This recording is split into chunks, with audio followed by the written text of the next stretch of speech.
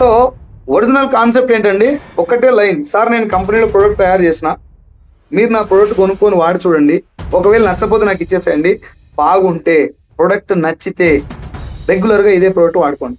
మీకు చిన్న ఎగ్జాంపుల్ చెప్తా. ఒక 7 సంవత్సరాల నుంచి నాకు సివియర్గా గ్యాస్ పెయిన్ ఉంది సార్. ఇక్కడ చాలా సివియర్గా పెయిన్ వచ్చేది. ఇక్కడ సైడ్ పెయిన్ వస్తే ఎంత భయంగా ఉంటుందని మీ అందరికి చాలా తెలుసు. మనకు రైట్ సైడ్ పెయిన్ వచ్చినా ఏం కాదు, కానీ లెఫ్ట్ సైడ్ పెయిన్ వస్తే చాలా చాలా భయం అయింది.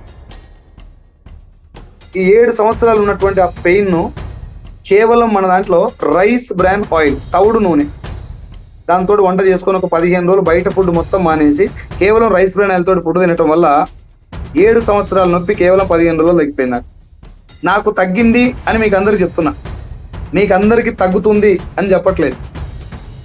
మీకు తగ్గుతుందా లేదా మీరు వాడితే మీకు అర్థమైంది, ఓకేనా? సో నేను 7 సంవత్సరాల నుంచి నాకు తగ్గినటువంటి పెయిన్కి బిజినెస్ కోసం కాకపోయినా నా హెల్త్ కోసమైనా కుకింగ్ ఆయిల్ మా ఇంట్లో చచ్చిపోయిందాక వాడాలని డిసైడ్ అయిపోయాను. ప్రోడక్ట్ బాగుంది, నా హెల్త్ కోసమైనా ఈ ప్రోడక్ట్ వాడుకోవాలని ఫిక్స్ అయిపోయినా.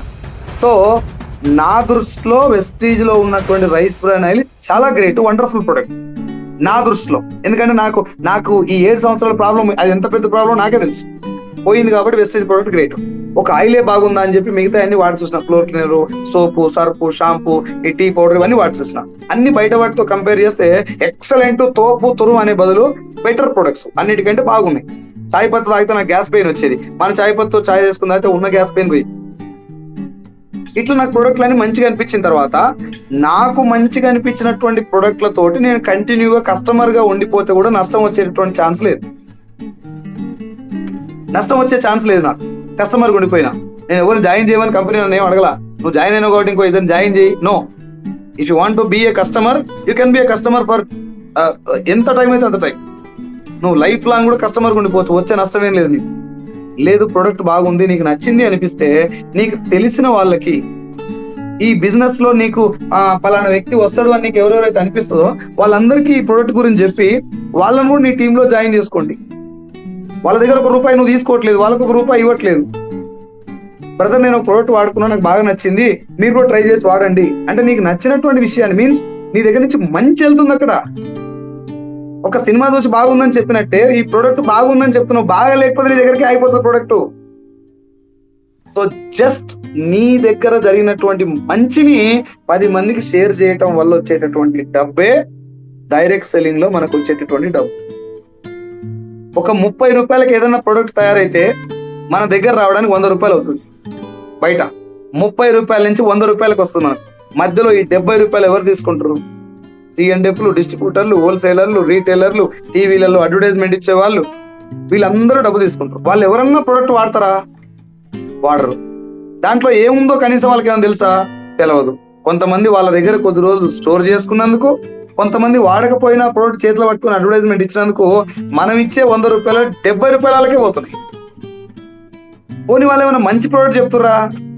గుట్కా కాడికి వెళ్ళి, థమ్స్అప్ కాడికి వెళ్ళి, బంద్ అయిపోయినటువంటి నూడిల్స్ ప్రోడక్ట్ కాడికి వెళ్ళి చెప్పుకుంటూ వస్తున్నారు. వాళ్ళ ఇంట్లో వాడేది నీకు చెప్పరు, నీకు చెప్పేది వాళ్ళ ఇంట్లో వాడరు. సో డైరెక్ట్ సెల్లింగ్ లో వెస్టీజ్లో మనం ఏం చేస్తున్నాం? మన ఇంట్లో మన ప్రోడక్ట్ వాడుకొని అది బాగుంటే మాత్రమే పక్కింటి వాళ్ళకి చెప్పడం వల్ల ఆ మధ్యవర్తులకు ఇచ్చే ₹70 మనకు ఒక 9 రకాల ఆదాయాల రూపంలో ఇస్తున్నది డైరెక్ట్ సెల్లింగ్ లో వెస్టీజ్.